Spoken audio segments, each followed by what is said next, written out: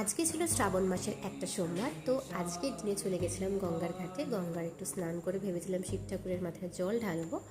তো আগে চলো বলে নিই যে এই শ্রাবণ মাসের সোমবার কেন করা হয়। হয়তো অনেকেই জানো বা হয়তো অনেকেই জানো না। তো আমিও কিন্তু প্রথমটা জানতাম না। তো যে কোনো কাজ যখন করব সেই কাজের কারণটা কী বা সেই কাজের পারপাসটা কী সেটা না জেনে কিন্তু সেই কাজটা করা মানে খুবই বোকামি।